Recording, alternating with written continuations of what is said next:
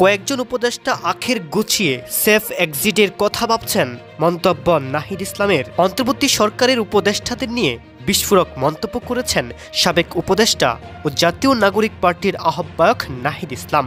তিনি বলেন, উপদেষ্টাদের অনেকেই বিভিন্ন রাজনৈতিক দলের সঙ্গে লিয়াজু করে ফেলেছেন। তারা নিজেদের সেফ এক্সিটের কথা ভাবছেন। তারা মনে করছেন রাজনৈতিক দলগুলোর সমর্থনই তাদের ক্ষমতায় টিকিয়ে রেখেছে। সম্প্রতি এক বেসরকারি টেলিভিশনকে দেওয়া সাক্ষাৎকারে এই কথাই জানিয়েছেন নাহিদ ইসলাম। নাহিদ ইসলাম বলেন, যারা উপদেষ্টা হয়েছেন তাদের অনেকেই বিশ্বাস করেন আমরা ভুল করেছি। আমাদের উচিত ছিল ছাত্র নেতৃত্বকেই শক্তিশালী করা, সরকারে গেলে সম্মিলিতভাবে যাওয়া। আমরা নাগরিক সমাজ এবং রাজনৈতিক দলকে যে বিশ্বাস করেছিলাম বা তাদের উপর যে আস্থা রেখেছিলাম, সেই জায়গায় আমরা আসলে প্রতারিত হয়েছি। সাবেক এই উপদেষ্টা আরও বলেন, অনেক উপদেষ্টা নিজেদের আখের গোছিয়েছেন অথবা গণ অভ্যুত্থানের সঙ্গে বিশ্বাসঘাতকতা করেছেন। যখন সময় আসবে আমরা এদের নামগুলো উন্মুক্ত করব। তিনি আরও বলেন, অনেকেই রাজনৈতিক দলের সঙ্গে আঁতাত করে ফেলেছে।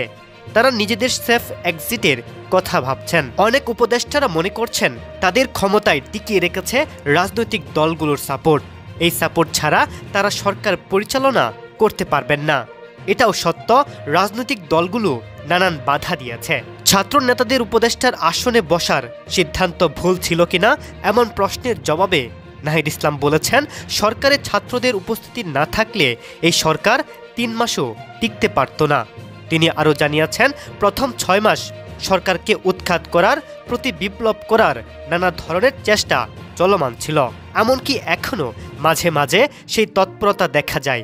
সেই ষড়যন্ত্র কিন্তু এখনও চলমান। সুশীল সমাজের প্রতিনিধিদের নিয়ে সরকার গঠন না করে জাতীয় সরকার গঠন করলে আক্ষেপ তৈরি হতো না উল্লেখ করে নাহিদ ইসলাম বলেছেন, রাজনৈতিক দলগুলো সম্মত হয়ে নাগরিক সমাজের সঙ্গে মিলে যদি সরকার গঠন করত, তবে ছাত্রদের কাঁধে এই দায়িত্ব আসতো না।